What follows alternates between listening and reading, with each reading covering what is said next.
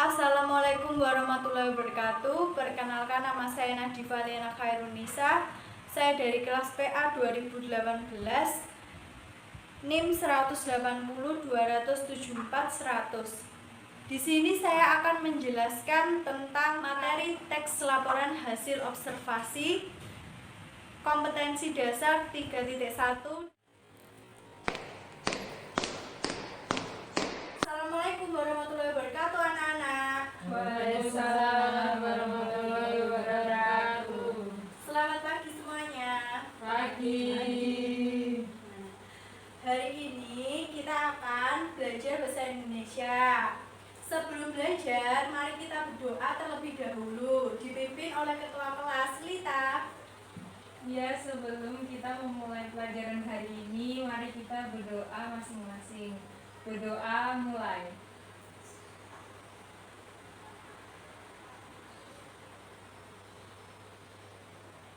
Berdoa selesai.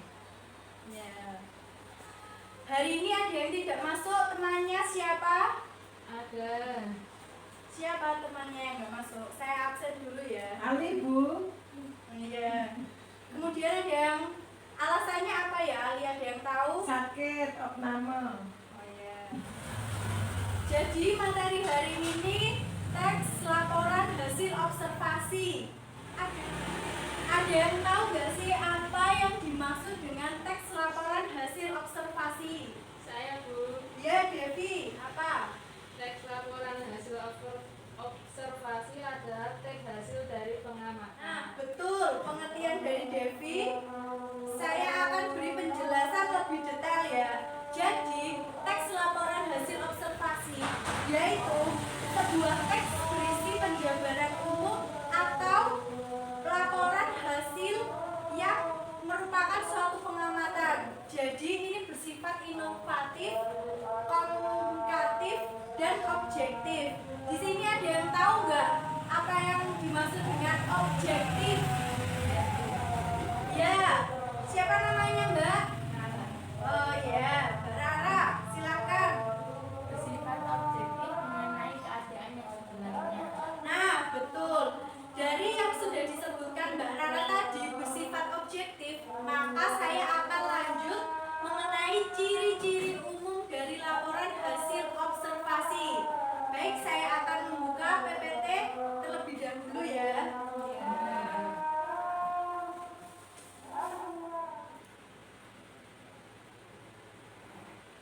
Nah, tadi kan saya sudah menjelaskan apa yang dimaksud dari pengertian teks laporan hasil observasi beserta sifatnya. Kemudian Rara juga sudah menjawab sifat dari objektif. Nah, ini sudah termasuk dari ciri umum teks laporan hasil observasi. Nanti kita akan membahasnya lebih dalam. Sekarang poin dari bahasan materi kita ada fungsi laporan hasil observasi, struktur kebahasaan dari teks laporan hasil observasi, dan yang terakhir ciri-ciri kebahasan teks laporan hasil observasi. Nah, pengertian sudah jelas?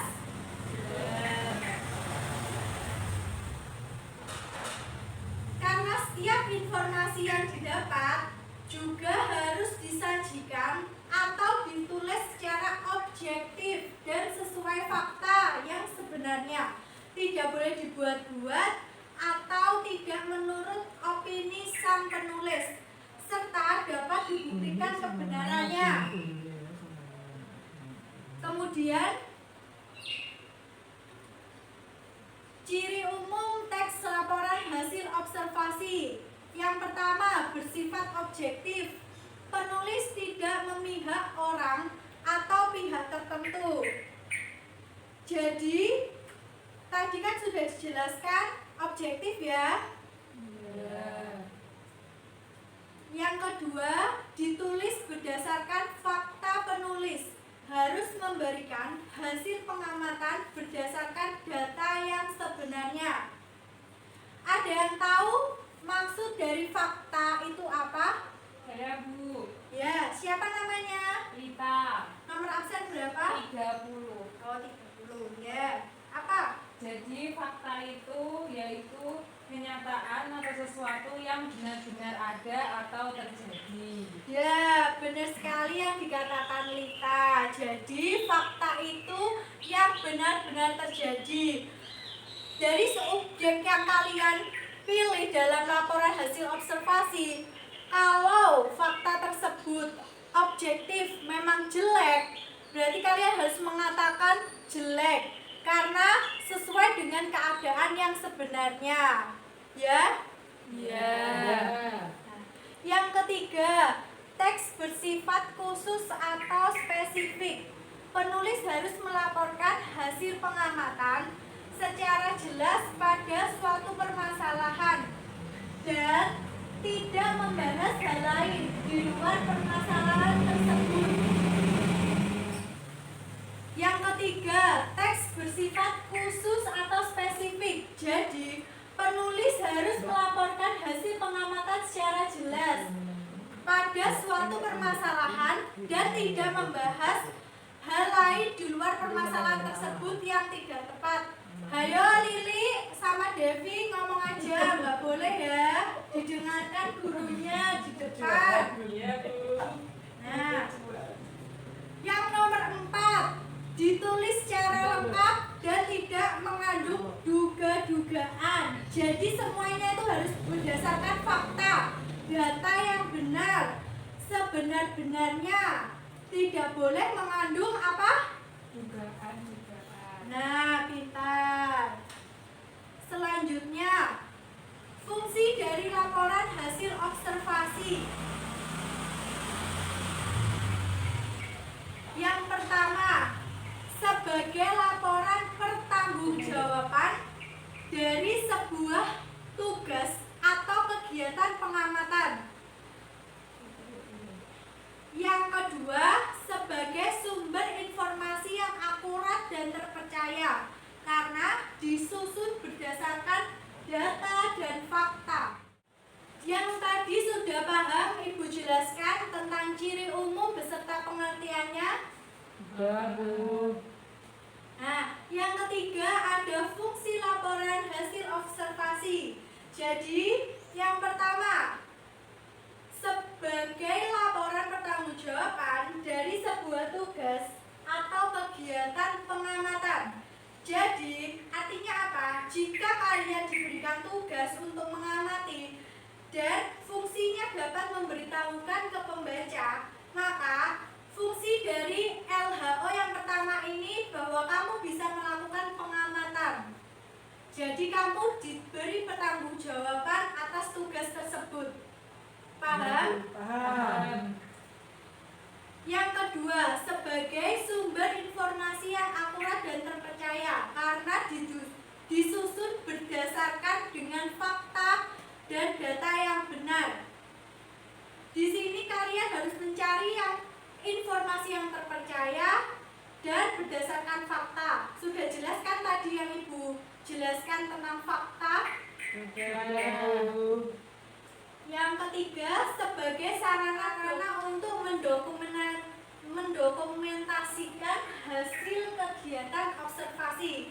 Jadi, saat Ibu meminta kalian untuk mencari laporan hasil observasi, kalian harus membawa dokumentasi tersebut agar Ibu tahu kalau kalian sudah melakukan observasi saat di luar kegiatan sekolah.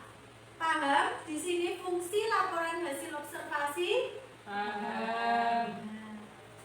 Selanjutnya, ada struktur kebahasaan dari teks laporan hasil observasi. Di sini yang pertama, definisi umum pembukaan.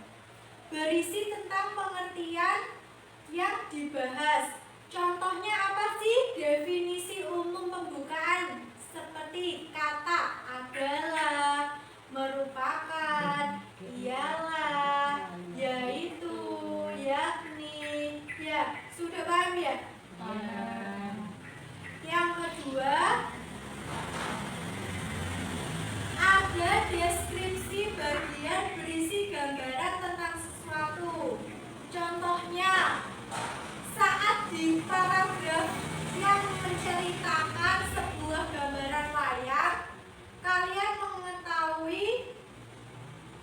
penjelasan secara rinci apa macam-macam wayang, bentuk wayang, dari pembuatan wayang, kalian tahu ya.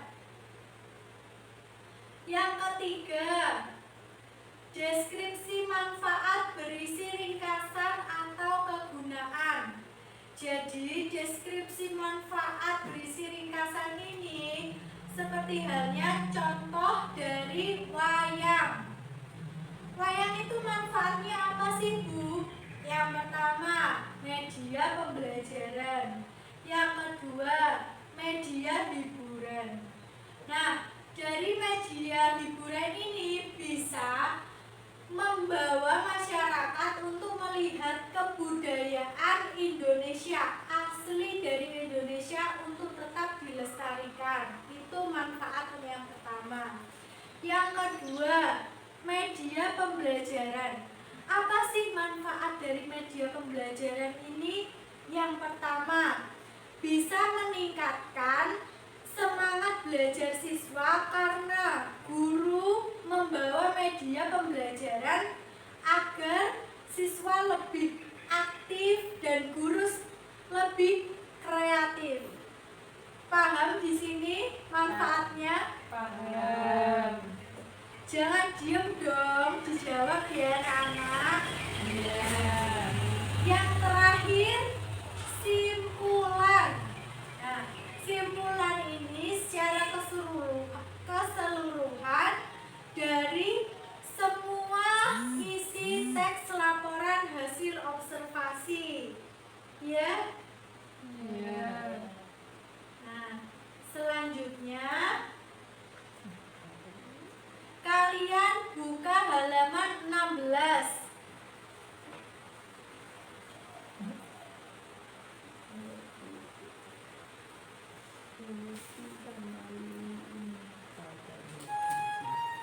Sudah menemukan halaman 16? Sudah. Nah, di situ ada bacaan apa sih? Wah. Wayang. Nah, dalam paragraf pertama ada bunyinya wayang adalah seni pertunjukan yang telah ditetapkan sebagai warisan budaya asli Indonesia. UNESCO, lembaga yang mengurusi kebudayaan dari PBB, pada tanggal 7 November 2003 menetapkan wayang sebagai pertunjukan bayangan boneka tersohor berasal dari Indonesia. Wayang merupakan warisan mahakarya dunia yang tak ternilai, yang tidak ternilai dalam seni bertutur. Nah, di sini ada nggak sih dari struktur yang Ibu jelaskan tadi, termasuk struktur yang mana? Oh ya, benar sekali. Siapa namanya? Rita. Ya, Lita. Definisi umum berarti berisi tentang pengertian yang dibahas ya. Jadi di paragraf pertama ini ada penyebutan kata adalah. Bisa disebut lain juga kata ialah yang merupakan kata definisi. Lanjut. Kalian sudah menemukan paragraf ketiga. Paragraf ketiga itu termasuk definisi bagian berisi gambaran tentang sesuatu. Jadi di sini wayang kulit dilihat dari umur dan gaya pertunjukannya. Dibagi lagi menjadi bermacam jenis. Jenis yang paling terkenal karena diperkirakan memiliki umur yang paling tua adalah wayang purwa.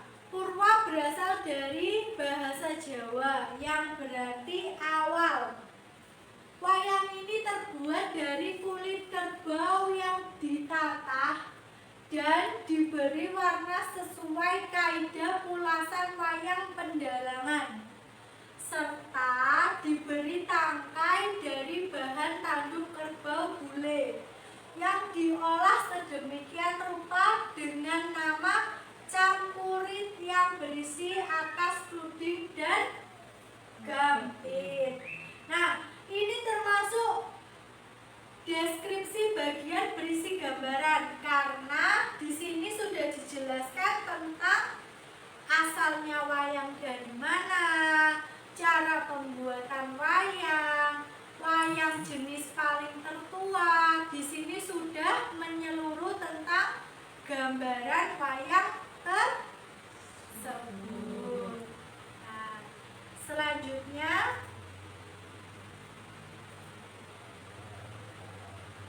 ada yang masih ingat struktur dari nomor 3 itu apa sih? Simpulan.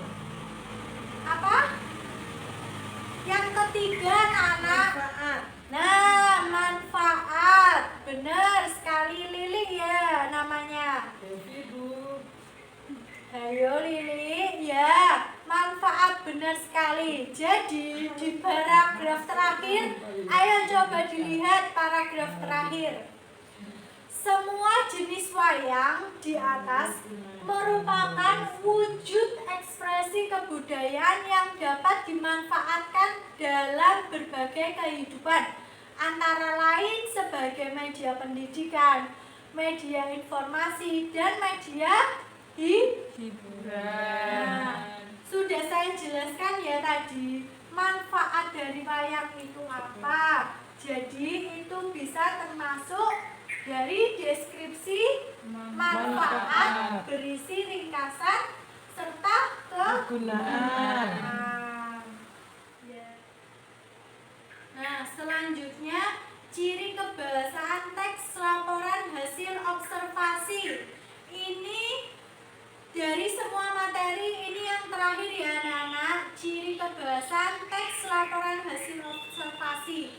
Yang pertama, penggunaan kata kerja atau verba dan kata benda atau nomina.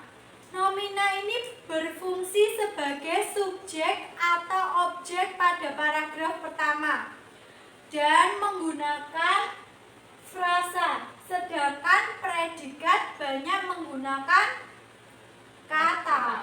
Nah, contohnya seperti wayang sering dimainkan. Kata kerjanya apa? Dimainkan. Nah, yang kedua, kata bendanya apa?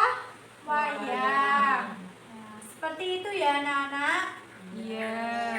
Nah, menggunakan yang kedua, menggunakan imbuhan pada kata kerja. Imbuhan men, ber, di, bahkan terkadang atau ter atau kean membentuk verba.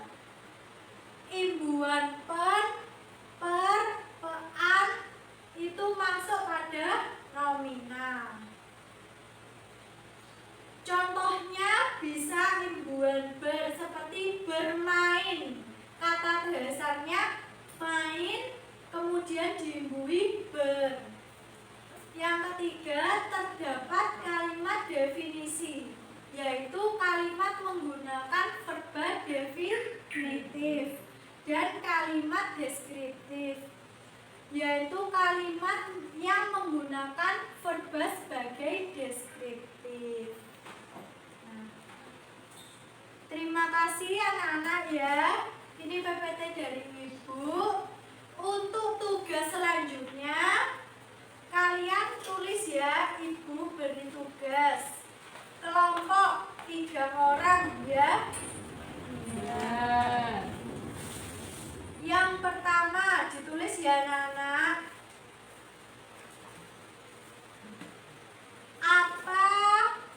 Apakah wayang itu? Yang pertama.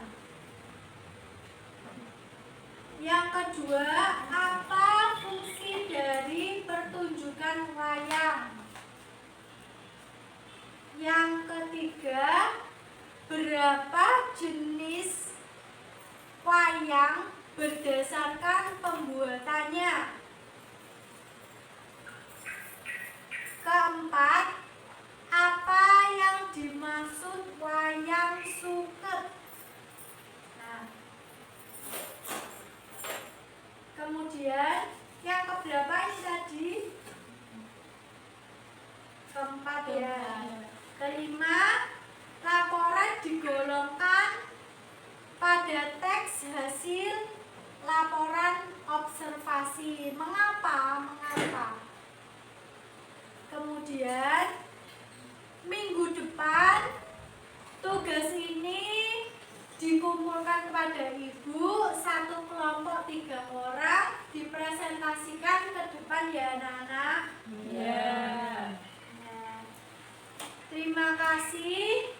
Wassalamualaikum warahmatullahi wabarakatuh. Waalaikumsalam warahmatullahi wabarakatuh. Terima kasih telah menyaksikan video pembelajaran saya mengenai teks laporan hasil observasi kompetensi dasar 3.1 dan 4.1.